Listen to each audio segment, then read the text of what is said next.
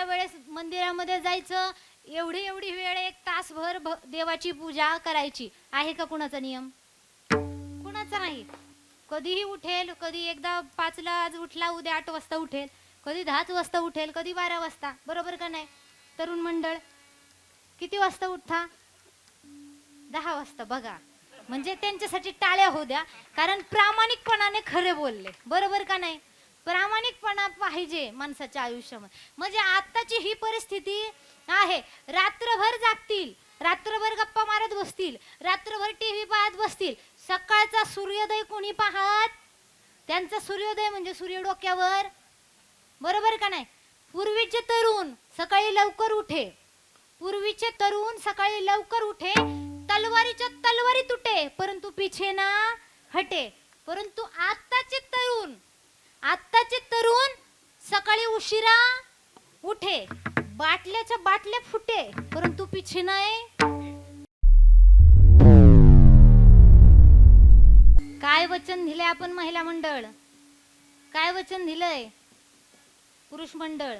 जन्माला यायच्या आधी आपण त्याला आईच्या उदरातून वचन दिलंय. काय? आठवी न पाय हा माझा नवस. का वचन दिलं? कारण आपण कुठं असतो? नाकी तोंडी कुर्मकिडे, विष्टालेप चहूकडे, गर्भवासाचे दुःख गाडे कोणापुढे. म्हणजे त्या गर्भवासाच्या दुःखामध्ये अडकलेलो असतो की सुटण्यासाठी त्या देवाला आपण एक लाच आता कशी देतो तशा प्रकारे देवाला देतो की देवा आठवी न पाय हा माझा नवस. मग देव माझा कसा आहे? भोळा आहे. देव म्हणतो बरं चालतंय, तू आठवणार ना पायी, बरं चालतंय. तो म्हणतो देवा सोहम.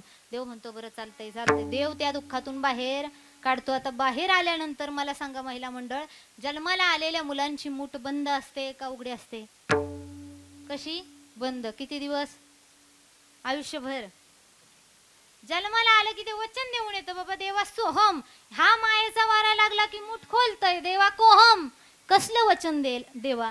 आणि मग दिलेल्या वचनाला फिरल्यामुळं जे दुःख पाठला करतं ते आयुष्यभर पाठ सोडत नाही. मग स्मशानात गेल्यावर ज्या वेळेस ह्या देहाची चिता होते, अग्नी त्या ठिकाणी दिला जातो, ज्या वेळेस राख होते, त्या राख झोसपर्यंत ते दुःख आपलं पाठ सोडत तोपर्यंत आपला पिछा करतं. मग यातून जर सुटायचं असेल तर महाराज म्हणतात काय करा? काही थोडा बहुत लागपाट करा, भक्तिभाव धरा बळकट, तन मन ध्यान लावून या नीट. का? जरी करणे असेल शेवट, जर तुम्हाला गोड करायचा असेल, थोडासा पाठलाग करा, लागपाट करा. कशासाठी? धरा भक्ती, भक्ती बरोबर भाव धरा, भक्ती भाव. काय करा? बळकट करा तुम्ही. कारण भावाशिवाय भक्तीला किंमत नाही. भावे विन भक्ती, भक्ती विन बळे विन शक्ती. बोलू, भावाशिवाय भक्ती काय कामाची? आयुष्यामध्ये जर भक्ती नसेल तर मुक्ती काय कामाची? मुक्ती मिळणारच नाही तुम्हाला. आणि महाराज म्हणतात बळे विन जसं शक्ती बोलू नये. मला सांगा, 150 किलोचा पहिलवान, किती? 150 किलोचा पहिलवान, आणि त्याच्या समोर आपल्या चोपदारांसारखा पहिलवान गेला. 150 किलोच्या पहिलवानासमोर चोपदारांसारखा पहिलवान गेला आणि तो जर बोलू लागला, अय आमच्या गल्लीत पाय ठेवायचा, चालेल का? चोपदार दाखव आमचे. म्हणजे तो पहिलवान एका हातात उचलेन, गर गर गर फिरवेन आणि फेकून. बळे विन शक्ती. बोलू, बळ जर अंगात नसेल तर शक्ती कुठेही दाखवून उपयोग नाही. तसं जर भक्तीमध्ये भाव नसेल तर भक्तीचा उपयोग नाही. त्यामुळं भाव बळे आकळे रवी, करतळी आवळे तैसा हरी. भावाशिवाय काहीच उपयोग. भगवंताला काहीही अर्पण करा, फक्त भावाने अर्पण. जास्त काही त्याला नको असतं. पत्रम पुष्पम फलम तोयम. त्याला पत्र, एक पान भावाने अर्पण करा, फूल अर्पण करा. तो यायला बसलाय आणि तुमच्या सगळ्या इच्छा पूर्ण करायला बसलाय. परंतु केव्हा? भावाने. का? कारण माऊली सांगतात ना, मग निस्सीम भाव उल्हासे, मज अर्पावयाचे मिसे, फळ एक आवडे तैसे. कसले? भलतयाचे हो. कसले? भावाचे. मग निस्सीम भाव उल्हास आहे. त्या देवाला फक्त भाव आवडतो. त्यामुळे आपल्या भक्तीमध्ये काय पाहिजे? भाव, आणि त्याचबरोबर आता त्याला जोड म्हणजे आवड पाहिजे. काय? आवड पाहिजे. आवडीने भावे हरिनाम घेसी, तुझी चिंता त्यासी. जर आवड आणि भावाने आपण त्याचं नामस्मरण घेतलं ना, आपल्याला बाकी कशाचीच चिंता करायची गरज नाही. तो सगळ्या दुःखातून, सगळ्या प्रश्नातून सोडवण्यासाठी तो धावून येणार. परंतु केव्हा? जर आपल्या भक्तीमध्ये आवड आणि भाव असेल तर. आवडीने भक्ती केली तर आपण आवडीने करत नाही, आपण सवडीने करतो. बरोबर का नाही? कोणाचा नियम आहे का? रोज या वेळेत उठायचं, या वेळेस मंदिरामध्ये जायचं, एवढी वेळ 1 तासभर देवाची पूजा करायची, आहे का कुणाचा नियम? कुणाचा नाही. सत्य. कधीही उठेल, कधी एकदा 5ला आज उठला, उद्या 8 वाजता उठेल, कधी 10 वाजता उठेल, कधी 12 वाजता. बरोबर का नाही? तरुण मंडळ किती वाजता उठता? लाजले बाई. किती वाजता उठता? 10 वाजता. बघा, म्हणजे त्यांच्यासाठी टाळ्या होऊ द्या, कारण प्रामाणिकपणाने खरे बोलले. बरोबर का नाही? प्रामाणिकपणा पाहिजे माणसाच्या आयुष्यामध्ये. म्हणजे आत्ताची ही परिस्थिती आहे. रात्रभर जागतील, रात्रभर गप्पा मारत बसतील, रात्रभर टीव्ही पाहत बसतील. सकाळचा सूर्योदय कोणी पाहत? त्यांचा सूर्योदय म्हणजे सूर्य डोक्यावर. बरोबर का नाही? पूर्वीचे तरुण सकाळी लवकर उठे, पूर्वीचे तरुण सकाळी लवकर उठे, तलवारीच्या तलवारी तुटे, परंतु पिछे ना हटे. परंतु आत्ताचे तरुण सकाळी उशिरा उठे, बाटल्याच्या बाटल्या फुटे, परंतु पिछे नाही. म्हणजे असे आपल्या गावचे नाहीत, आमच्या साईडचे. तुमच्या गावचं मी सांगत नाही, परंतु समाजाची ही परिस्थिती आता आहे. तुम्ही कितीही काही करा, पहा तर सगळीकडं फेब्रुवारी मार्च महिना आला, सगळीकडे एकच वारं वाहतं. कसलं? शिवभक्तीचं. कशाचं? 19 फेब्रुवारी आली, सगळी मुलं मग कुर्ता घालणार मस्त, तोपर्यंत दाढी वाढवणार, चंद्रकोर लावणार, सगळ्यांच्या गाडीला झेंडे लावणार, आणि सगळे मस्त चौकातून असे फिरणार. का? शिवजयंती आली, आमच्या राजाची जयंती आली, शिवभक्त म्हणून मिरवणार. परंतु महाराज म्हणतात ही वरवरची शिवभक्ती करून कामाची नाही.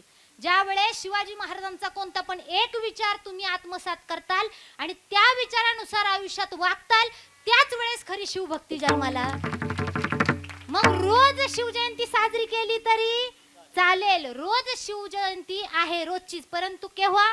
जेव्हा शिवाजी महाराजांचा विचार आपण आत्मसात करू तेव्हा. मग वरवर करून उपयोग काय? भुललासी वरच्या रंगाला उपयोग नाही. मला सांगा, शिव म्हणजे राहणीमान वरच्यावरून पहा. रावणाने कुणाचं हरण केलं? नक्की का? सीतेचं हरण रावणाने केलं का? मला सांगा, रावण जर रावणाच्या वेशात आला असता तर सीतामातेचं हरण करता आलं असतं का? नसतं झालं. रावणाला सीतेमातेचं आयुष्यात कधी हरण करता नसतं आलं. परंतु त्या रावणाने काय केलं? आपला वेश बाजूला ठेवला आणि साधूचा वेश परिधान केला. मोठ्या मोठ्या माळा घातलेत, भगवी कपडे त्या ठिकाणी ल्यायलाय, आणि धाडी वाढवलीये, भस्म लावलाय, आणि नामस्मरण करत करत करत त्या ठिकाणी भिक्षाम देही. आता सीतामातेने समोर रावण पाहिला असता, सीतामाता बाहेर आली असते का? सीतामातेने लक्ष्मण रेषा पार केली असते का? नाही. परंतु रावण रावणाच्या वेशात न येता साधूच्या वेशात आला, म्हणून सीतामातेचं हरण झालं. मग आता पण तेच आहे. आता साधूच्या वेशात येतात ते सगळे साधू असतात असं? साधूंच्या वेशात काही रावण सुद्धा असतात. मग आपण त्या साधूच्या वेशात आलेल्यांना घरी आणतो, त्यांची पूजा करतो, त्यांना बसवतो, त्यांची आरती करतो. आरती ट्रेंड मध्ये होती आता आपली, पाहिली का सगळ्यांनी? त्यांची आरती करतो आपण. मग काय होतं? तो असतो कोण? माणूस. बरोबर का नाही? त्या माणसाला आपण देव बनवतो, त्याची आरती करतो, पूजा करतो. परंतु माणूस कधी ना कधी चुकणार. बरोबर का नाही? जो चुकत नाही तो माणूस कसला? देवाच्या हातून चुकी होती, मग माणूस काय? बरोबर का नाही? मग त्या पूजा करणाऱ्या माणसाला आपण देव बनवतो. देव बनल्यानंतर त्याच्या हातून काहीतरी चुकी, आणि मग तो माणूस चुकला की आपण काय करतो? समाजातल्या या सगळीकडे असणाऱ्या सगळ्या साधूंना, सगळ्या महाराजांना मग शिव्या देतो. की आमच्या गावात असे असे साधू आले आणि त्यांनी असं असं कांड केलं.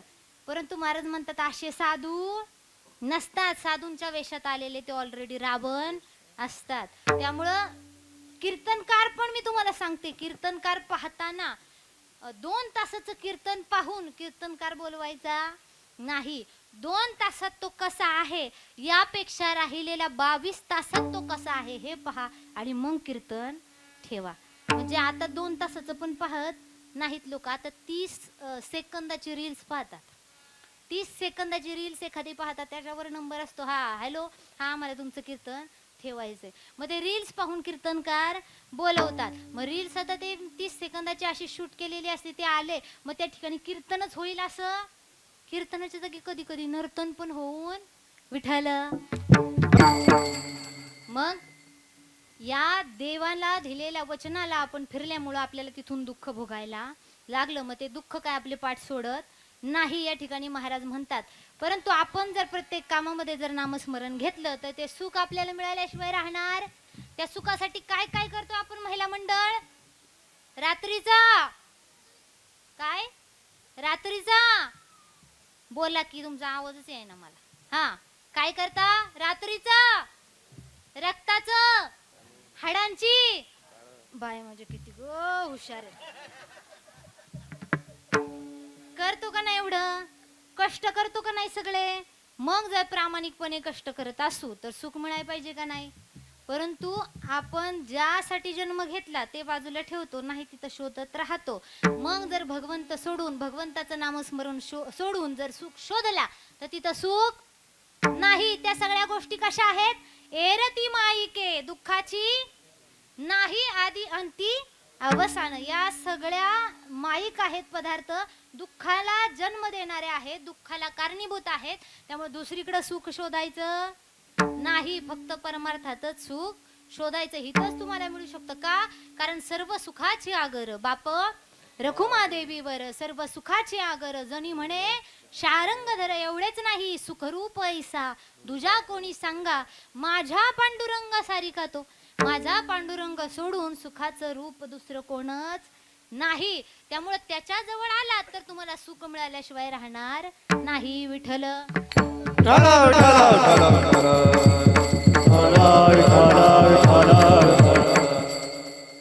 मग आता या प्रल्हादाला ज्या वेळेस भगवंताने मांडीवर घेतलं, पहा आपला विषय कुठून चाललेला. बाबा कितीही कुठून फिरलं तरी वळून आपल्याला जागेवर आलं. मूळ जागा सोडली की मग भटकलं की भटकलंच, ते परत येत कीर्तन सुटत सगळं मार्धवटच राहत. पहा प्रल्हादाला भगवंताने मांडीवर घेतलंय आणि भगवंत आता प्रल्हादाला बोलू लागलेत, प्रल्हादा माझ्यासाठी खूप सहन केलंस रे तू, माझ्यासाठी तुला किती वेळा मारण्याचा प्रयत्न केला, खूप दुःख भोगावं लागलं तुला माझ्यामुळं, मला यायला उशीर झाला ना रे, मला माफ कर प्रल्हादा. आणि ज्यावेळेस भगवंताचे असे शब्द प्रल्हादाने ऐकले, देवा नाही रे देवा, मला काहीही तुझ्याविषयी काही राग नाही, द्वेष नाही, काही नाही, फक्त माझ्या मुखामध्ये कायम तुझं नामस्मरण राहू दे. प्रल्हादा माझी अशी इच्छा आहे की तू माझ्याकडून काहीतरी माग. कोण म्हणतंय? भगवंत म्हणतात तू माझ्याकडून काहीतरी माग. प्रल्हाद म्हणतात देवा मला काही नको, बास तुझं दर्शन झालं, बास आता मला काही नको. अरे प्रल्हादा मी म्हणतोय म्हणून काहीतरी माग. बरं देवा मी एक सांगतो तुला, मी आतापर्यंत एका राक्षस राजाचा मुलगा होतो, परंतु आज मी असुरांचा राजा आहे. त्यामुळे देवा तुलाच काय पाहिजे असेल तर माझ्याकडून मागून घे. आता भगवंत म्हणतात मला मागेल ते देशील का? हो माग तर देवा, काय पाहिजे तुला? मग त्यावेळेस त्या ठिकाणी भगवंत म्हणतात तू माझ्याकडून काहीतरी मागावं, हीच माझी मागणी आहे. परंतु प्रल्हादजी काही मागत नाहीत. मग हेच प्रल्हादजी पुढे अंगद होऊन पण काही मागत नाहीत, उद्धव होऊन पण काही मागत नाही. नामदेवरायांचा अवतार झालाय, आता तुकोबारायांचा अवतार आलाय, तुकोबारायांची पूर्ण पिढी होऊन गेली, विश्वंभर बाबांपासून भोलोबांपर्यंत अख्खी पिढी झाली. परंतु प्रत्येक वारीला पंढरीची वारी केली, पांडुरंगासमोर गेले, दर्शन घेतलं की निघायला लागायचे. पांडुरंगाकडून कुणीच काही मागितलं नाही. भोलोबांनी तुकोबारायांच्या वडिलांनी सुद्धा आयुष्यात काही मागितलं नाही. आता तुकोबाराय आले, त्यांचा वारसा त्यांनी घेतलाय. दरवर्षी दर महिन्याची वारी तुकोबारायांची चालू झाली. आणि ज्यावेळेस तुकोबाराय असे भगवंताच्या समोर यायचे त्यावेळेस भगवंताची मान अशी खाली जायची. तुकोबाराय पुढून आले की भगवंत खाली पाहायचे. का? कारण तुकोबारायांच्या पूर्ण वंशाचं ऋण एवढं झालं होतं की भगवंताला त्याचं ओझं आता सहन व्हाय ना. भगवंताची मान खाली झाली, तुकोबाराय आले, भगवंताचं दर्शन घेतलंय आणि दर्शन घेतल्यानंतर त्या ठिकाणी भगवंताला तुकोबाराय विचारू लागले, देवा अरे काय झालं, एवढं सुंदर तुझं राजस सुकुमार मदनाचा पुतळा, एवढं सुंदर तुझं रूप, आणि आता असा दुःखी का झालास देवा, माझ्याकडे पाहून खाली का बघतोयस, माझ्याकडे पहा. अरे तुकोबारायांना भगवंत म्हणतात, मी तुझ्याकडे पाहू शकत नाही, कारण तुझ्या भक्तीचं ऋण एवढं झालंय की मी आता तुझ्याकडे वर तोंड करून पाहणार नाही. हे जर खाली घ्यायचं असेल तर तुला काहीतरी मागावं लागेल. आता तुकोबारायांना मागावं लागेल म्हटले. तुकोबाराय म्हटले, नाही देवा मी मागू शकत नाही. का मागू शकत नाही? कारण काही मागणे आम्हा काही मागणे वडिलांची रीत जाणत वडिलांची रीत जाणत काही मागणे आम्हा अनुचित वडिलांची रीत जाणत वडिलांची रीत जाणत.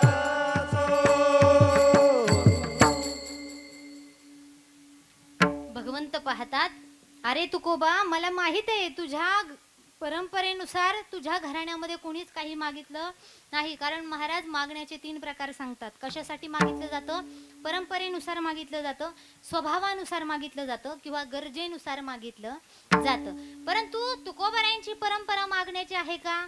नाही. मग परंपरेनुसार तर मागितलं नाही, स्वभाव तुकोबारायांचा मागण्याचा आहे का? नाही. मग असं वाटतंय की तुकोबारायांना काहीतरी गरज पडली असेल म्हणून हे मागणं तुकोबारायांनी मागितलं. परंतु देवा मला काही मागायचं नाही, माझी परंपरा आहे, माझ्या वडिलांची रीत आहे, माझ्या वडिलांची मिरासी गा देवा तुझी चरण सेवा. माझ्या वडिलांची एकच रीत आहे, फक्त भक्त पांडुरंगा तुझी चरण सेवा साधायची, तुझ्या चरणाचा दास बनून राहायचं. त्यामुळं मी काही मागू शकत. अरे तुकोबा तुझ्या आयुष्यामध्ये किती दुःख, अरे सावकार होतास, पुण्याच्या पंचक्रोशीमध्ये 1 नंबर श्रीमंत सावकार म्हणून तुझी ओळख होती. परंतु आता काय झालं तुकोबा, दुष्काळ पडला, सगळी सावकारकी गेली, तुझी बायको सुद्धा अन्न करून गेली, तुझा मुलगा संता तो पण गेला. तुकोबाराय एवढं सगळं झालं, बायको गेली कशामुळं? गरिबीमुळं, मुलगा गेला, एवढी गरिबी असताना आता काहीतरी तुमच्यासाठी मागा. तुकोबाराय म्हणतात, बरे झाले देवा निघाले दिवाळे, बरे या दुष्काळे पिडा.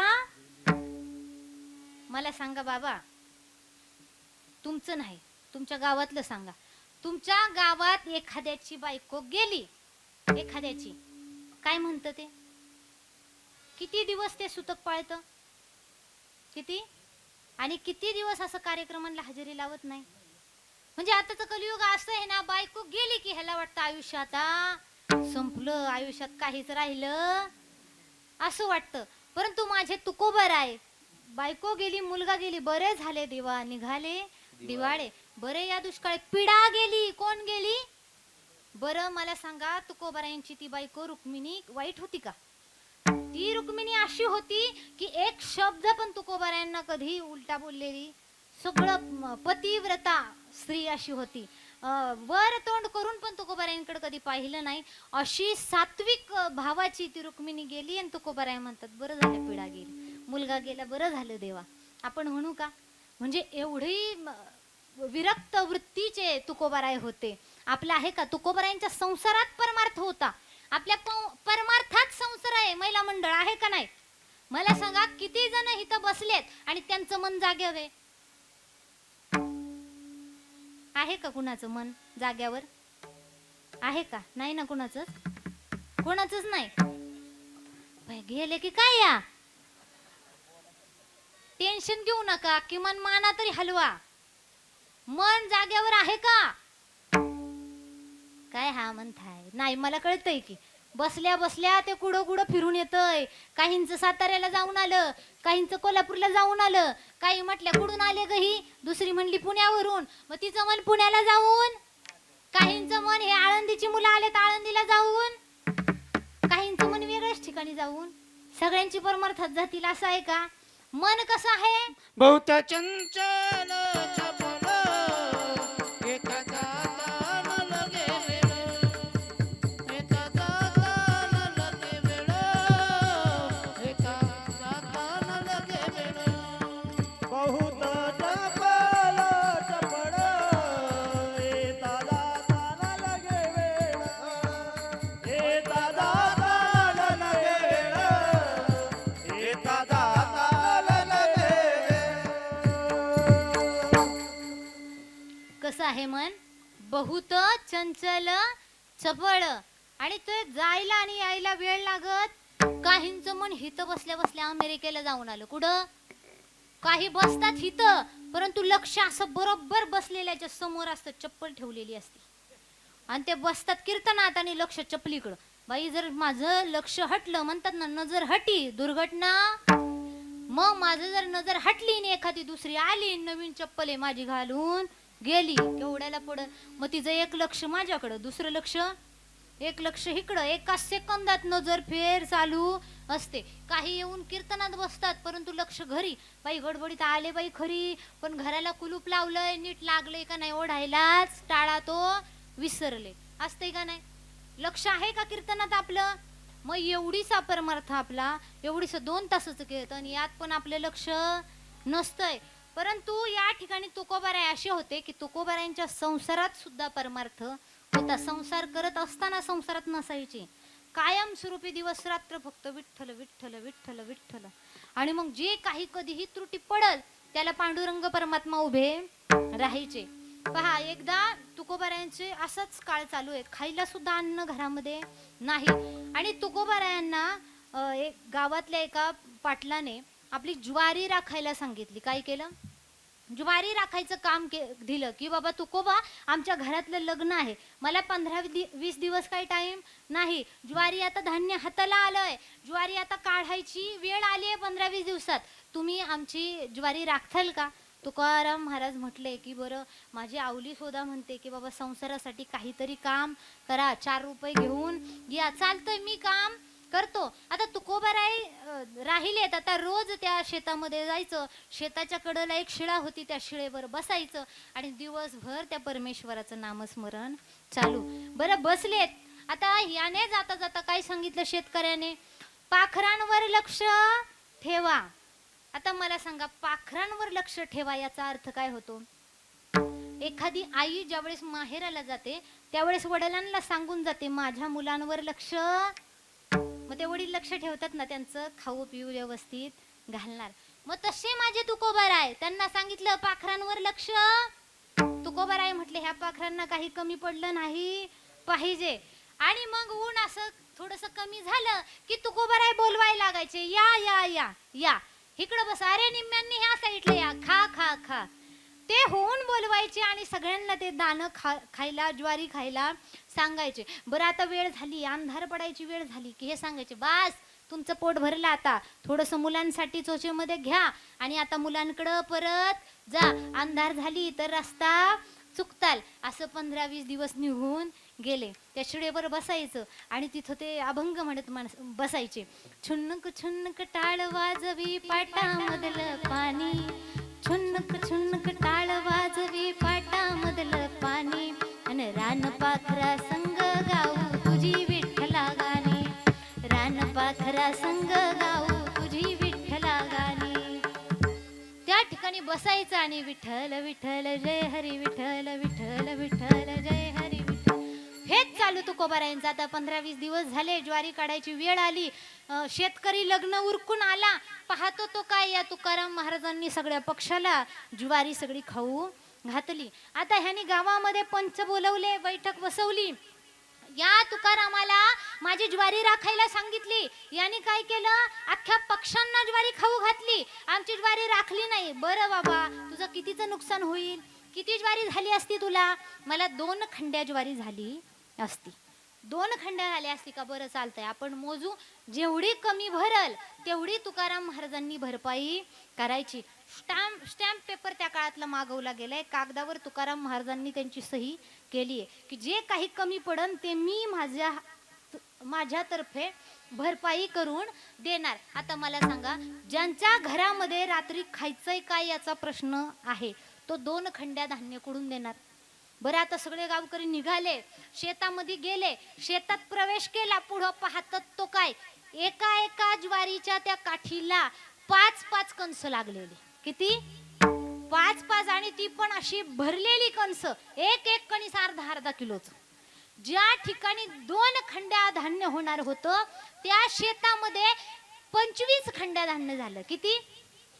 25 खंड्या धान्य झालं. आता सगळे म्हटले, पहा 2 खंड्या धान्य तुझं आणि बाकीचं राहिलेलं 23 खंड्या आता आम्ही त्या ठिकाणी तुकोबारायांना देणार. तुकोबाराय म्हटले, मला 1 पण किलो, 1 पायली पण, 1 आधोली पण धान्याची नको. तुम्ही काय करा, हे सगळं धान्य विका. जे जास्त धान्य झालंय, कुणामुळे झालंय? त्या पांडुरंग परमात्म्याने या ठिकाणी धान्याची निर्मिती केली आहे. त्यामुळे हे सगळं धान्य विका आणि माझ्या वाड्यामध्ये जर्जर झालेलं विठ्ठलाचं मंदिर आहे ते मंदिर बांधून द्या. त्यामुळे महिला मंडळ पाहताय काय, आज पण आपण देहूला गेलो, देहूला गेल्यानंतर तुकोबारायांच्या वाड्यामध्ये जे पांडुरंगाचं मंदिर आहे ते मंदिर त्या काळामध्ये जास्त झालेल्या ज्वारी ती विकून आलेल्या पैशामधून बांधलेलं आहे.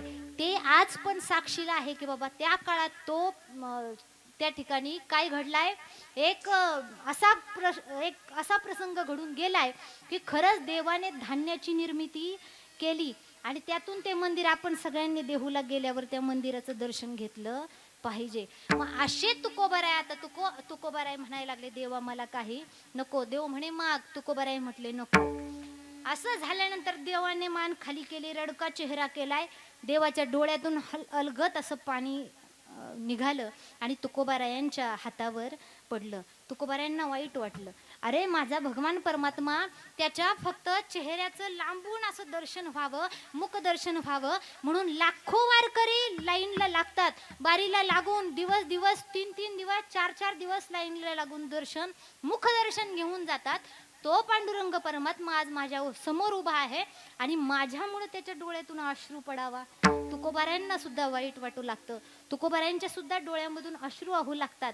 आणि आता तुकोबाराय म्हणतात, बरं देवा तुझी इच्छाच आहे ना, मी मागतो तुझ्याकडून. बरं तुकोबा माग, तुला हवं ते माग. तुकोबाराय पहिली आपली इच्छा व्यक्त करतात अभंगाचं पहिलं. माझी आस ही सभावी माझी आस, हीच भावी माझी आस, ही सभावी माझी आस, हेची भावी माझी आस, हेची भावी माझी आस, हेची भावी माझी आस, हेची भावी माझी आस. जन्मोजन्मी तुझा दास, जन्मोजन्मी तुझा